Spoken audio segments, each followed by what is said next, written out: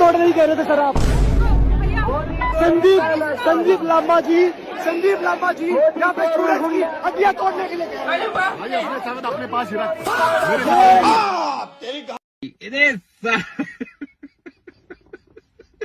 पर अगर पाकिस्तान बॉर्डर पर होता तो पहलगाम और पुलवामा जैसे हमले नहीं आ रहे होते।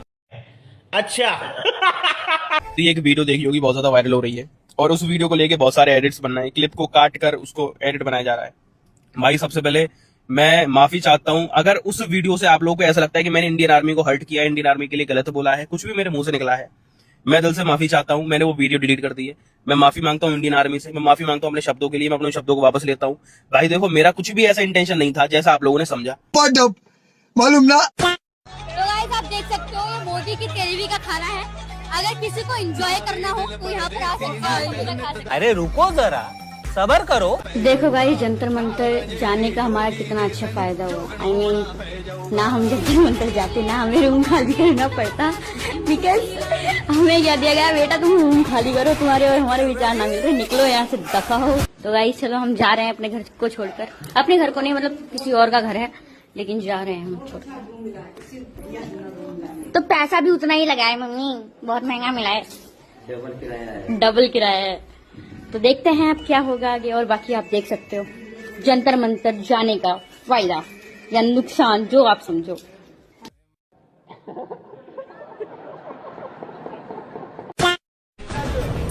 दोस्तों, जिस नोएडा वाली लड़की ने प्रधानमंत्री मोदी जी के लिए गलत बोला था, उनकी माता जी के लिए गलत बोला था, उसकी फाइनली एफआईआर की कॉपी हमारे हाथ में आ चुकी है और पुलिस ने पूरा आश्वासन दिया है कि आज नहीं तो कल तक उसकी गिरफ्तारी हो जाएगी।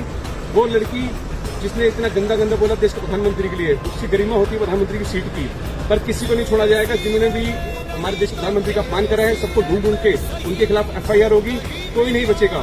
तो जल्द से जल्द उसके खिलाफ एफआईआर होके कार्रवाई होने जा रही है।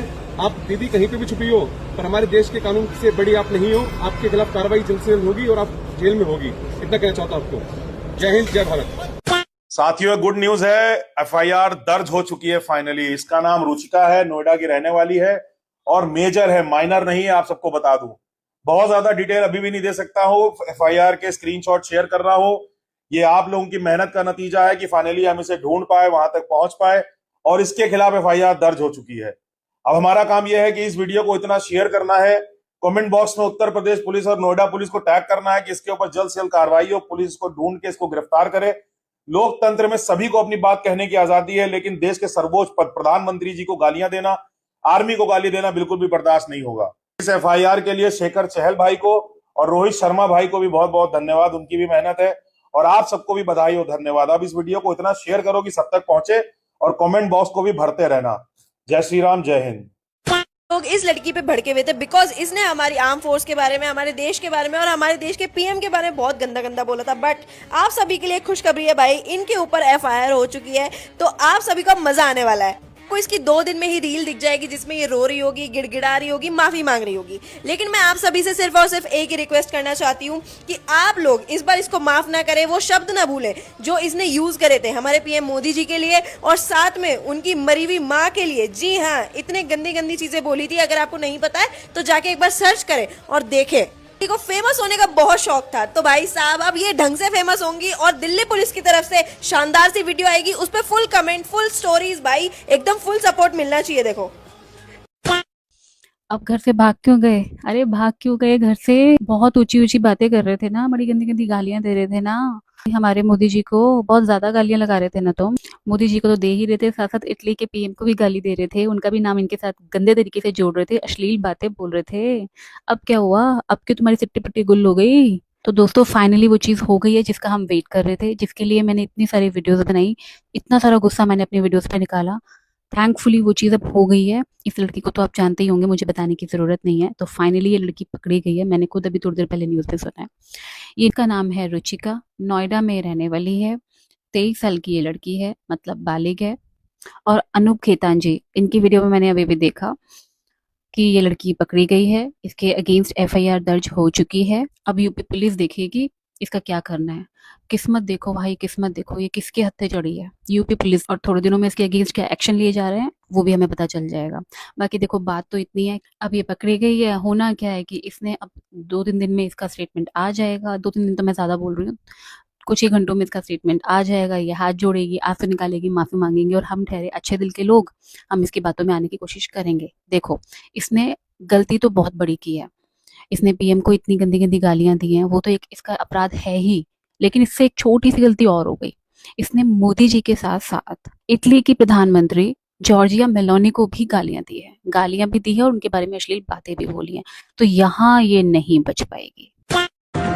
And we're starting with some breaking news tonight. A case has been registered by the Noida police over alleged objectionable slogans against the Prime Minister during the Jantar Mantar protest. An FIR has been filed against an individual named Ruchika Singh.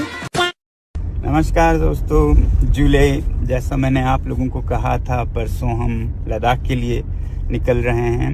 तो हम रेलगाड़ी से निकले, जो कि मेरा सबसे पसंदीदा यातायात है, और जो दिल्ली से श्रीनगर तक वंदे भारत की सेवा शुरू की गई है उस पर मेरा पहला अनुभव था, और चिनाब पर बने पुल को भी देखना चाहता था, और बहुत ही खूबसूरत अनुभव रहा। बहुत गर्व है मुझे भारतीय रेल पर। पिछले दशक में 152 पेपर लीक हुए, 750 करोड़ छात्र प्रभावित हुए। एक जैसे लगते हैं, एक ही वनस्पति पर। खजवी कैसी है खजवी? क्या देकर मिनिस्टर बन गई तू? ऐसे तो तू कहीं बाहर जाएगी खजवी। कंगना, तो तुझे तो कोई कुत्ता भी वोट नहीं देगा।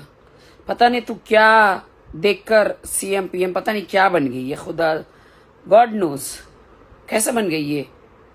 मंडी में सुन मेरी बात, हमारी लड़कियों की, देश की लड़कियों को क्या बकवास कर रही है चुड़ैल? हाँ, क्या बकवास कर रही है मेरे स्टूडेंट? अभी बताता है भाई, अभी बताता है। वीडियो बना रही हूँ मैं राखी सावंत के लिए। ये राखी सावंत भी ना 100 चूहे खा के बिल्ली हज को चली वाला हिसाब है। मुसलमानों के साथ रह के, मुसलमानों के साथ सो के, मुसलमानों के साथ सुहागरात बना के, बच्चे पैदा करके, जो भी किया व्हाटएवर। कंगना रनावत पे उंगली उठा रही कि कंगना रनावत ऐसी है वैसी है।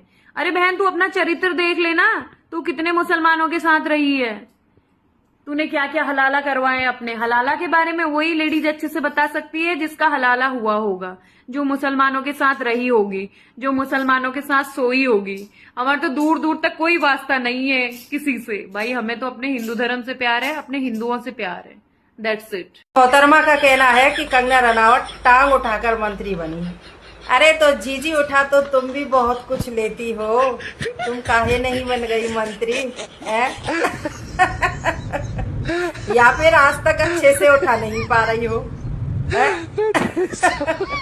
अब बेचारी कंगना रनावत तो तुमसे पूछने में शर्मा रही होगी। बेचारी सीधा सीधा तुमसे पूछ नहीं सकती, जवाब नहीं ले सकती, दे नहीं सकती।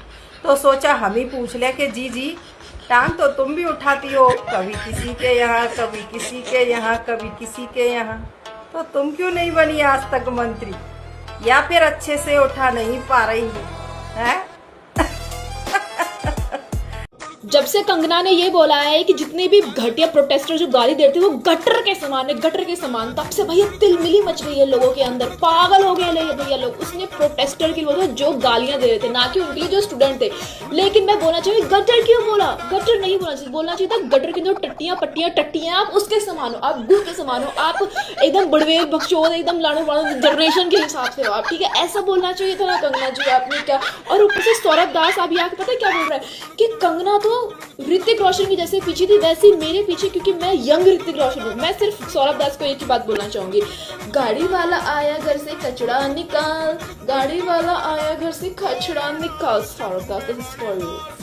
गटर छाप अगर बोल भी दिया भाई तो इसमें कौन सी बड़ी बात होगी। कॉकरोचेस गटर में ही तो पनपते हैं, ऐसा तो है नहीं कि सोने के खान से निकल के आते हैं। देश की माँ बहनें ऐसी होती हैं जो देश के प्रधानमंत्री को गाली गलौज करती हैं, देश के फौजियों का अपमान करती हैं, और हमारे फौजियों का अपमान हमारे राष्ट्र का अपमान है, हमारे राष्ट्र का अपमान करती हैं, हमारे हिंदू देवी देवताओं तक पहुंचती हैं, गाली गलौज करती हैं। इन जैसी माँ बेटियों के समर्थकों के लिए मैं भगवान से यही दुआ करती हूँ कि आप लोगों के घर में ऐसी ही माँ बेटियां पैदा हो। रही बात डेमोक्रेसी की कि मोदी जी के साथ छोटा मोटा मजाक कर दे तो क्या हो गया। मोदी जी की माँ बहन को गाली देना छोटा मोटा मजाक है, फौजियों को गाली देना छोटा मोटा मजाक है, और वही इन तिलचट्टों को उनकी असली औकात दिखा दी गटर छाप बोल के तो ये तिलमिलाने लग गए। इसी सिर्फ इन तिलचट्टों के पास नहीं, डेमोक्रेसी पूरे भारत के पास है। ऐसा तो है नहीं कि कंगना रनौत इंग्लैंड से आई है, वो भी इसी देश का नागरिक है भाई, उसके पास भी डेमोक्रेसी है, वो भी बोल सकती है। और जो ये रॉन्ग नैरेटिव लेके चले हुए हैं ना कि देश की माँ बहनों के बारे में ऐसा बोलते, तो हमें तो नहीं लगता कि देश की माँ बहनों के बारे में उसने ऐसा बोला है। उसने उन प्रोटेस्टर्स के बारे में बोला है जो अब्यूजिव लैंग्वेज इंटरनेशनल और नेशनल प्लेटफॉर्म पे कर रहे थे, वो भी देश के खिलाफ, मोदी जी के खिलाफ और हमारे फौजियों के खिलाफ और हमारे हिंदू देवी देवताओं के खिलाफ। तो इसमें कौन सा बुरा कर दिया भाई? जिनको बुरा लग रहा है वो कमेंट करके बताइए कि रीजन क्या है आपका बुरा लगने का। मुझे समझ नहीं आ रहा आपका रीजन।